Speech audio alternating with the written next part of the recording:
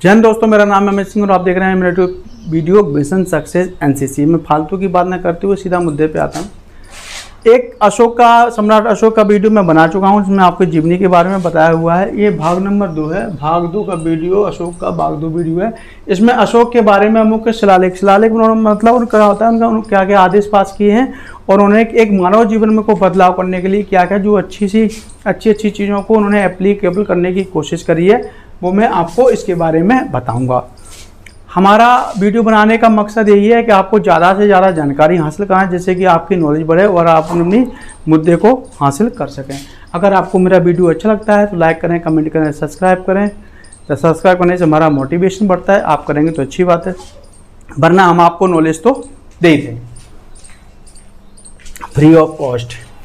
सबसे पहले अशोक के मुख्य शिलालेख मतलब उन्होंने क्या क्या आदेश पास करे आम जनमानस को उसके जीवन में जीने के लिए। भाग नंबर 1 जो खत्म हो गया सम्राट अशोक का, भाग नंबर 2 ये वीडियो है। 1 नंबर चले चैप्टर 1 नंबर पॉइंट पर चलते हैं। इसमें पशु बलि की निंदा की गई। सम्राट अशोक ने क्या किया? सबसे पहले पशु बलि, जो पशुओं की बलि, निर्जीव जो पशु होते हैं, जो बोल नहीं पाते हैं, कुछ कर नहीं पाते हैं, बेचारे उनकी बलि दे दी जाती है। सम्राट अशोक ने क्या किया? अपने कार्यकाल में सबसे पहले पशु बलि की निंदा करी और पशु बलि को ख़त्म कर दिया गया। कोई भी पशु बलि नहीं होती है। कुछ लोग अपनी किसी भी धार्मिक चीज़ों के लिए बलि दे देते हैं, तो वो सारी चीज़ें क्या अशोक ने अपने कार्यकाल में ख़त्म कर दी। उनके राज्य के दौरान कोई भी पशु बलि नहीं की गई। जब से उन्होंने आदेश पास किया उसके बाद पशु बलि का कोई भी काम खत्म कर दिया गया। पॉइंट नंबर 2 पे चलते हैं।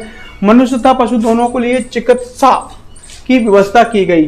पहले क्या हुआ करता था? पहले सिर्फ मनुष्य की चिकित्सा होती, मतलब जो भी मनुष्य का जो भी चिकित्सा का मतलब जो भी उपचार होता था, इलाज होता था, सिर्फ मनुष्य का होता था। लेकिन सम्राट अशोक ने क्या किया? पशुओं को भी इसमें जोड़ दिया गया। मतलब पशुओं का भी इलाज मनुष्य की तरह किया जाएगा। किसी की भी जिंदगी इतनी सस्ती नहीं है कि बेचारा बीमारी से मर जाए, इसलिए मनुष्य के साथ साथ पशुओं को भी इलाज देना शुरू कर दिया। सम्राट अशोक के कार्यकाल में बहुत ही अच्छी पहल थी। ये पहली बार किसी ने किया, वरना इससे पहले पशुओं का कोई इलाज नहीं करता था। अभी पशुओं का इलाज कब शुरू हुआ? सम्राट अशोक के टाइम से शुरू हुआ। पॉइंट नंबर 3 चलते हैं। अधिकारियों को यह आदेश दिया गया कि हर 5वें वर्ष में वो दौरे पर जाएं, जनमानस की समस्याएं सुने और धार्मिक नियमों का भी उल्लेख किया गया। मतलब पॉइंट नंबर 3 ये बोलता है, सम्राट अशोक ने अपने जो अधिकारी थे, मंत्रीगण थे, उनको ये बोला कि अब हर 5वें वर्ष, जब जैसे 5वां वर्ष खत्म होता है, उस पूरे वर्ष में आपने अपने पूरे राज्य में घूमना है। किस व्यक्ति की, किस राज्य में, किस जिले में क्या क्या समस्या है, उस समस्याओं को सुनना है, उनको निवारण करना है और उसके बाद कुछ धार्मिक चीज़ों को भी वहाँ कराना है, जिससे कि लोगों की मानसिक स्थिति ठीक बनी रहे। हिंदू धर्म में धार्मिक जो चीज़ें हैं, धार्मिक चीज़ों को करने से क्या है, मानसिक तनाव खत्म हो जाता है। इसलिए अशोक ने आदेश दिया अपने अधिकारियों को, आप जाएं 5वें वर्ष में जनमानस के बीच में जाएं, उनकी समस्याओं को सुने, उनकी समस्याओं का समाधान करें और कुछ धार्मिक चीज़ों का भी उल्लेख करें। ज़रा धार्मिक चीज़ों को भी वहाँ पे कार्रवाई कराएं, हर चीज़ों को भी वहाँ पे अप्लाई करें।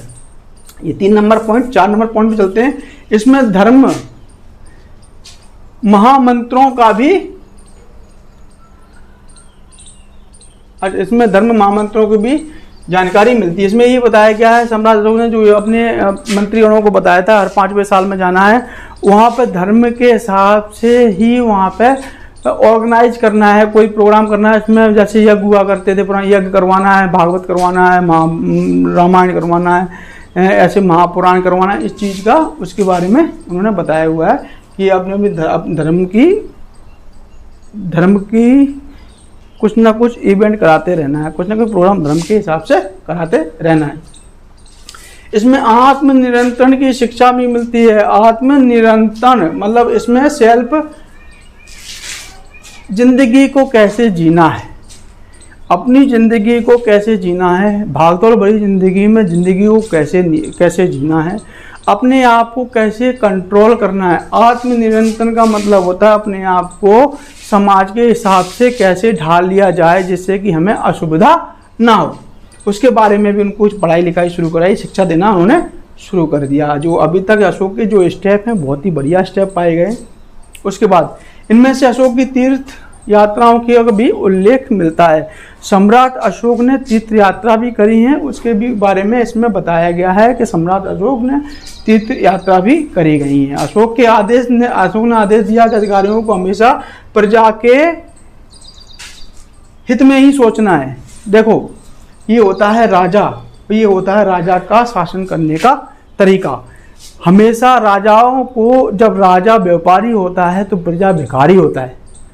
राजा अगर व्यापारी होगा तो प्रजा भिखारी होगा। अगर राजा व्यापारी नहीं होगा तो प्रजा आपकी सुख संपन्न होगी। अगर राजा व्यापारी होगा तो आपको टैक्स पर टैक्स लगाता रहेगा, जिससे कि प्रजा ऊपर उभर के नहीं आ सकती है। तो सम्राट अशोक ने अपने अधिकारियों को आदेश दिया कि आप हमेशा प्रजा के हित में ही सोचें, हमेशा प्रजा की हित के लिए ही कोई ना कोई अपनी व्यवस्था को बनाएं, कोई ना कोई अपनी योजना लेके आए जिसमें प्रजा का हित हो। ठीक है। इसमें स्त्रियों को भी सम्मान की बात की गई है। स्त्रियों को पहले क्या है, पहले स्त्रियों की ज़्यादा वैल्यू नहीं हुआ करती थी। पुराने ज़माने में इंडिया पुरुष प्रधान देश है, इसमें पुरुषों की चलती थी, स्त्रियों को ज़्यादा सम्मान वगैरह नहीं मिलता था। उसमें क्या किया सम्राट अशोक ने, स्त्रियों को भी सम्मान देने की बात की गई है। ठीक है, स्त्रियों को भी सम्मान दिया जाए, ये अशोक ने बोला है कि स्त्रियों को भी बराबर सम्मान, पुरुषों के बराबर सम्मान दिया जाएगा। पॉइंट नंबर 9 पे चलते हैं। अशोक ने कलिंग युद्ध के बाद हृदय परिवर्तन की बात की गई है। जब कलिंग युद्ध में उन्होंने युद्ध किया कलिंग का, जब वो युद्ध जीत गए उसके बाद उन्होंने सोचा कि इतने लोगों को मरवाने से अगर हमारा भूभाग क्षेत्रफल बढ़ जाता है तो उसकी कोई वैल्यू नहीं है। इतनी शहादत होने के बाद भी अगर मुझे तो कोई वैल्यू नहीं है। इसलिए सम्राट अशोक ने क्या किया, कलिंग युद्ध जीतने के बाद अपने हृदय को परिवर्तित कर दिया और उन्होंने फिर अपना जो नज़रिया था, युद्ध वगैरह का नज़रिया था, उसको हटा के दूसरी तरफ मोड़ दिया। प्रजा के हित में वो काम करना शुरू कर दिए गए। ठीक है, पॉइंट नंबर 10 चलते हैं। अशोक की जनता को धार्मिक जीवन जीने का उद्देश्य दिया। अशोक ने बोला ये भागदौड़ भरी जिंदगी में क्या है, राजनीति कूटनीति से कुछ फायदा नहीं है। आप धार्मिक जीवन जियो, मतलब छोटा सा जीवन है आदमी का, तो उसको अच्छे से जियो, अच्छे से पार करो। ये फालतू की चीज़ों में कुछ नहीं रखा है। इन्होंने ये उपदेश दिया और अपने धार्मिक जीवन में पूजा पाठ करो, भगवान की सेवा करो, कमाओ और खाओ, शांति से रहो, शांति से जियो और जीने दो का उद्देश्य अशोक ने दिया है।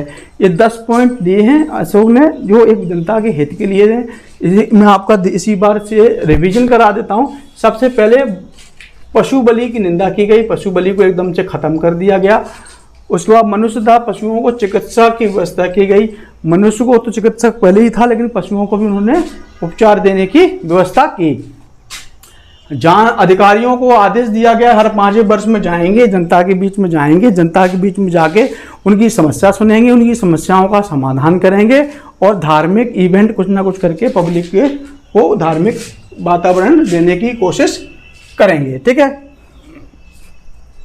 इनमें धर्म महामंत्रों का भी नियंत्रण की जानकारी मिलती है। जब धार्मिक जीवन तो यज्ञ वगैरह कराया जाएगा, जिससे कि यज्ञ करने से क्या है, शुद्धिकरण होता है और वातावरण में एक अच्छा पॉजिटिव एनर्जी होती है। तो मंत्रों का भी उल्लेख किया गया है। इसमें आत्म नियंत्रण की शिक्षा भी मिलती है। आत्म नियंत्रण, अपने आप को कैसे कंट्रोल करना है, तो उसके बारे में भी जानकारी दिया गया है। सभी को शिक्षा मिले, सभी अपने अपने ऊपर नियंत्रित हो जाएं, इसलिए सभी को शिक्षा देने की कार्रवाई भी की गई। ये आदेश उन्होंने पास किया था। इसमें अशोक की तीर्थ यात्राओं का भी उल्लेख मिलता है। सम्राट अशोक ने तीर्थ स्थानों पर भी गए, उन्होंने तीर्थ यात्रा भी करी, उसके बारे में भी जानकारी मिली है। अशोक ने तीर्थ यात्रा भी करी गई हैं। इसमें स्त्रियों को सम्मान की भी बात की गई। पुराने ज़माने में स्त्रियों को सम्मान बहुत ही कम मिलता था, तो सम्राट ने स्त्रियों को सम्मान, स्त्रियों के साथ में ऐसे कानून बनाए जिससे कि स्त्रियों को सम्मान मिलना शुरू हो गया। अशोक ने कलिंग युद्ध के बाद हृदय परिवर्तन की भी बात की गई है। कलिंग युद्ध होने के बाद उन्होंने जियो और जीने दो की रणनीति अपनाई। उसके बाद उन्होंने युद्ध नहीं किया, जिससे कि जनमानस की हानि नहीं हुई और अपना राज्य सुचारू रूप से चलाया, जिसने कि आवाम ने अपनी जनता की समस्याओं को सुना, उसको सॉल्व किया और खुशमय जीवन खुद जिया और पब्लिक को भी जीने का मौका दिया। अशोक ने जनता को धार्मिक जीवन जीने का भी उद्देश्य दिया। यही जो मैं बता रहा हूँ, उनको जनता को खुशहाल करके जीने का मौका दिया। तो ये खुद जियो और जीनो की रणनीति इन्होंने अपनाई। अशोक के बारे में भाग 2 है, भाग 3 नंबर में और लेके आऊँगा, उसके बारे में आपको और भी बता दूंगा। अशोक की सारी जानकारी आपको मिल जाएगी। अभी आपको मेरा वीडियो कैसा लगा, अगर आपको वीडियो अच्छा लगता है तो लाइक करें, कमेंट करें, सब्सक्राइब करें। जय हिंद, जय भारत।